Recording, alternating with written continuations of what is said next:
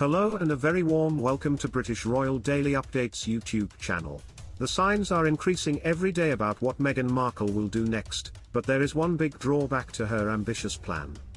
It was in the last days of 2017 when the music stopped, when the peony photos and the perfectly angled Panama hat images and the Italian sunsets disappeared.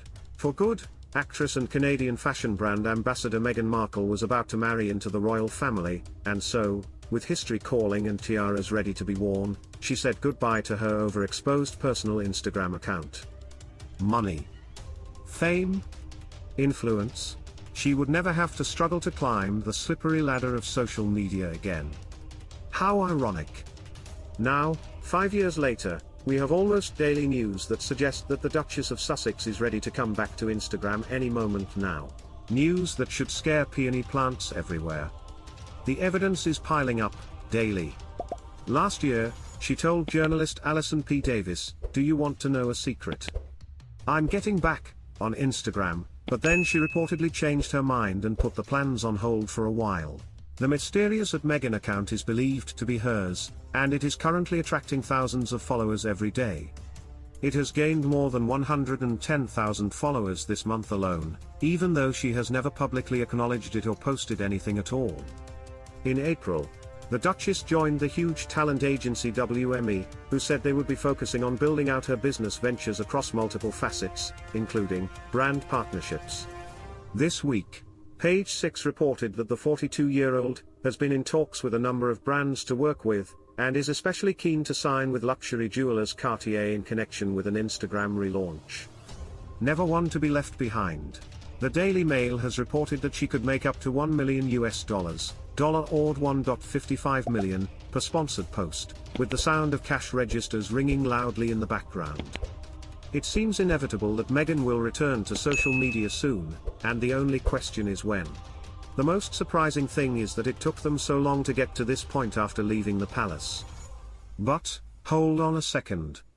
Let's take a breath. Because I'm not sure that launching @Meghan is a smart move. Meghan could lose more than she gains. Once the Duchess of Sussex opens this specific can of worms, there will be no easy way to close it. For Meghan, and her husband Prince Harry, the Duke of Sussex, their biggest, if not their only real, asset is their royal status. That he was born into a family that can trace their ancestry back to the 9th century and people like Ethelflaed, Lady of the Mercians, which sounds like something from a fairy tale. But that royal status, that royal magic, is a delicate and intangible thing that will be completely endangered if they go for the sponsored content route. And once it's gone, it's gone. The Sussexes currently live outside of, and above, the celebrity world. They have a uniqueness that distinguishes them from your average A-lister. There is a huge difference between someone like Kim Kardashian, whose fame, wealth and incredible influence is based only on her, or her mother's, cleverness, and a woman whose global fame is entirely due to her marriage into an ancient institution that is based on the idea of inherited privilege. But, the moment that @Meghan goes online, like a reverse Cinderella story, they will turn themselves into ordinary pumpkins, no better, no worse than some bachelor runner-up who wants to get some of that sweet teeth-whitening sponsored money. In early 2020, Harry's cousin Peter Phillips was rightly criticized for the embarrassing ad he did for a Chinese milk company, emphasizing his royal connections, the whole thing so tacky it almost looked like a joke. Do Harry and Meghan really want to follow this same path of cheapness? Sussex is for sale? One of the risks of the Duchess of Sussex suddenly appearing on Instagram to endorse luxury watches or to become the face of Dior or to advocate for the health benefits of hemp milk, is that it will seem like a clear attempt to make money. These kinds of posts might be mixed with lots of photos and videos of her and Harry showing compassion, them consoling the most attractive disadvantaged children or restoring some African delta while holding hands, but nothing will hide the fact that one of the reasons for her Instacom back would appear to be cash. The case could be made, why should she not profit from her relation to a family who treated her as coldly and harshly as a walk-in freezer? And if that's what Meghan wants, then, fine? Go for it, girl, etc. But the implication needs to be that once the Duchess is in the hands of Big Turmeric or getting paid to wear $900 t-shirts, she will permanently be joining the Kim side of the table. The other aspect to this is besides the occasional sponsored post. An Instagram account requires content, it needs to be updated frequently to keep the like fires alive. If Meghan, or Meghan and Harry, start sharing their daily matcha lattes and random sunsets and cute videos of the Duke taking out the trash, they will be welcoming the world into their Montecito bubble.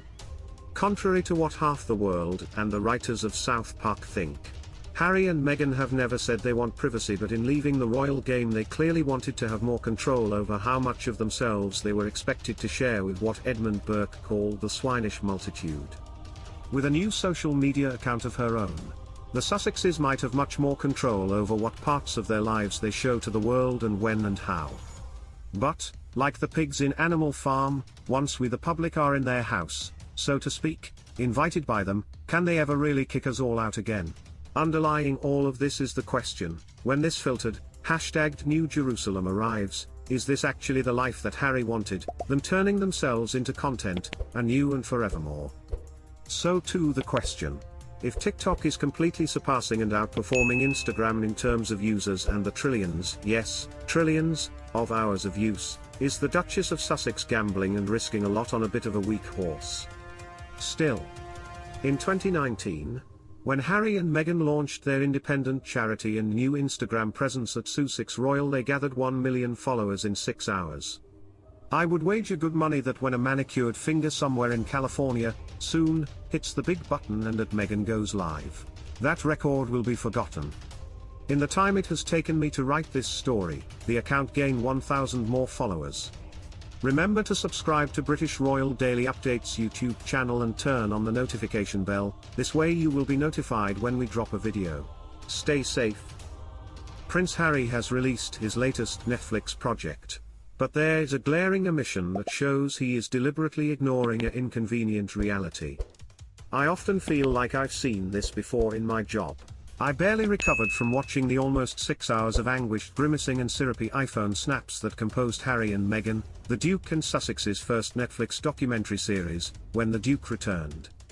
He's back on screen, back on the streaming service, and back to making the royal family seem as outdated and irrelevant as he can. On Thursday, Eat, the Duke's Heart of Invictus documentary series premiered. 5 episodes following the path to the 2022 Invictus Games in The Hague and the personal challenges and journeys of a few of the participants. Be prepared, you will need tissues and lots of them to watch Heart, because it is, alternately, deeply touching, distressing and powerful. I cried over and over again, sobbing like a Temu kettle. It's worth watching just for Ukrainian volunteer medic Yulia Tyra-Payevska. The footage she recorded inside a frontline field hospital is perhaps the most impactful and haunting thing I have ever seen. But we are not here to discuss these amazing people and the resilience and strength they demonstrate constantly, but about Harry the executive producer and what looks like a very intentional effort at some DIY historical rewriting. There is one thing that is almost completely missing. That is neatly avoided, and entirely glossed over in Heart of Invictus, the essential role the royal family, and Harry's belonging to that family, has had in the Invictus story. If someone were to watch Heart without knowing anything about the games, then they would leave this series with the firm belief that the whole incredible thing was made by a man named Harry who has kids and dogs. The same Invictus origin story is repeated. Harry goes to war in Afghanistan, is sent home after a second tour, and then decides to do something to help veterans and service members. At this point in his life, he says to the camera, "All I was trying to figure out and navigate was, I have this platform. I just had this experience. What can I do with this? What does he mean by this platform?" He never explains. The words royal family or monarchy are barely mentioned in all of Heart, if at all. I completely missed them. The second episode begins with archival footage of him delivering a speech at the 2018 Veterans Mental Health Conference at King's College London, and clips of him hosting the 2017 Buckingham Palace Garden Party for the Not Forgotten Association, which supports service people and veterans. The R word, royal, is completely ignored. When I joined the military, mental health, mental illness, was a taboo word, Harry says in Heart.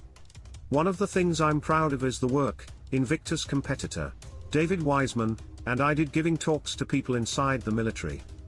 If there's a stigma within the military, then there will be stigma within society. So if we want to end the stigma within society, we have to set an example. And if someone didn't know any better, they would think that it was Harry and only Harry who within the royal family had taken on the issue of mental health and pursued it with passion. But that is not the whole story or the complete picture. Not by a long shot. William and Kate, the Prince and Princess of Wales, have been completely erased from the story of the royal family and mental health work. One of the first organizations that the princess became patron of was children's mental health charity Place 2B, and she later added the Anna Freud Center and Maternal Mental Health Alliance. It was not just Harry but his brother and sister-in-law, the three of them equally and together, who used their joint royal foundation to launch Heads Together in 2016. That same year, the three of them posed for amusingly goofy photos wearing headbands to support the initiative and also released a video of them sitting around a picnic table in Kensington Palace's private gardens talking about how it started. "It was your idea," Harry tells Kate. The princess then says, "Because it's a common theme, mental health seemed to connect all the different areas we were working in."